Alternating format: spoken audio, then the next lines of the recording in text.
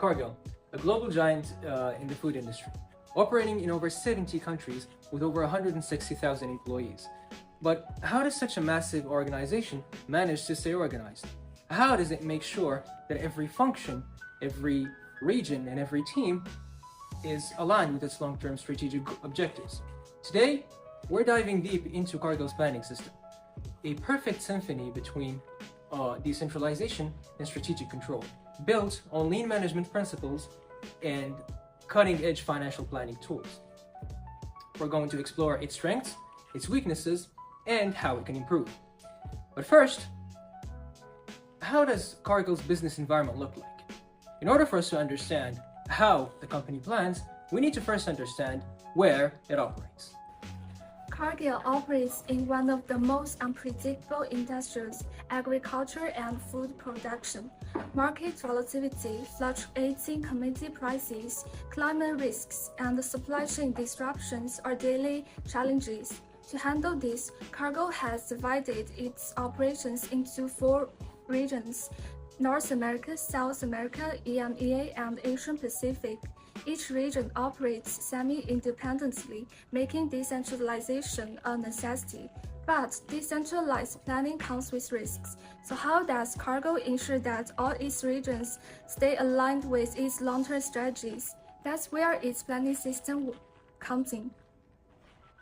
Cargill's planning system is based on a structured framework called Hashin Canary, or policy deployment. This methodology ensures that long-term corporate strategy can be broken down into clear, actionable steps at every level of the organization. The X matrix is a critical tool in this process. It connects corporate objectives to regional strategies, KPIs, and resource allocation. This ensures that strategic goals such as cost reduction, sustainability, and operational efficiency are directly linked to day-to-day execution. So how this works in practice? The planning cycle follows a structured process throughout the fiscal year. Phase 1, strategy definition, from November to January. At the end of each year, corporate leadership defines high-level strategic priorities. These priorities are based on financial performance, market trends, and long-term growth objectives. The goal is to establish clear focus areas for the coming year.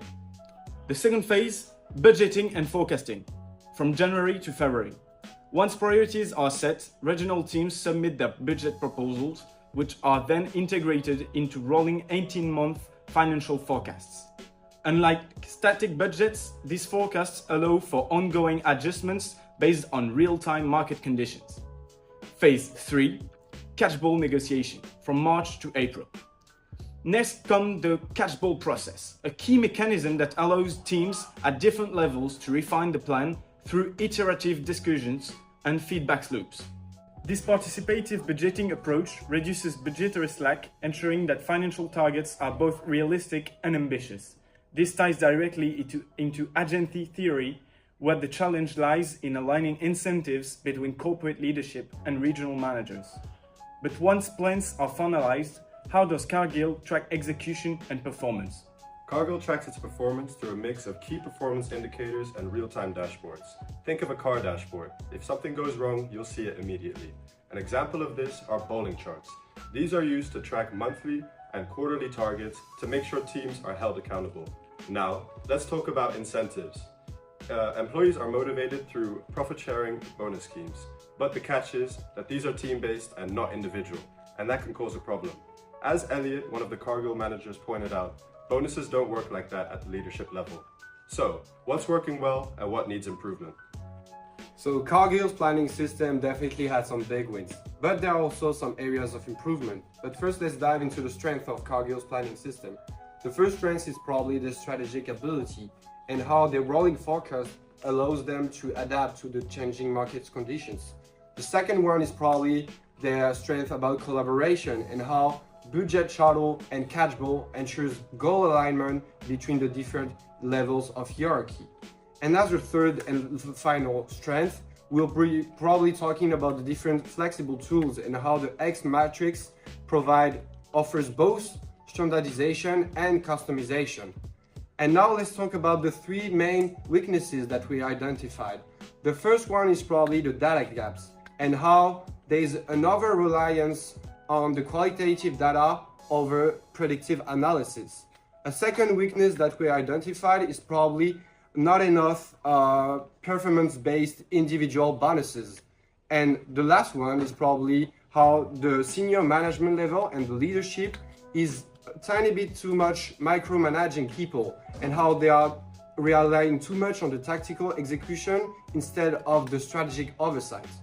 So thanks to those weaknesses and strengths identified, we're gonna propose 3 strategic recommendations to Cargill.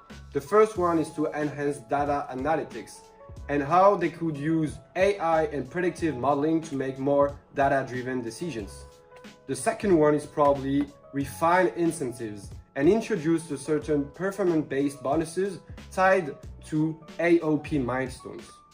And as a third recommendation, we will probably propose to develop workshops to help senior managers shift from tactical problem solving to more strategic oversight. But will these changes be enough to keep Cargill competitive in such an evolving industry? That brings us to our final thoughts, Will Logan.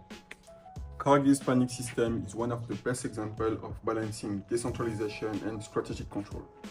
It allows regional autonomy while ensuring corporate alignment, and its use of ocean scenery, Cargill, data dashboards make it a model for other large corporations.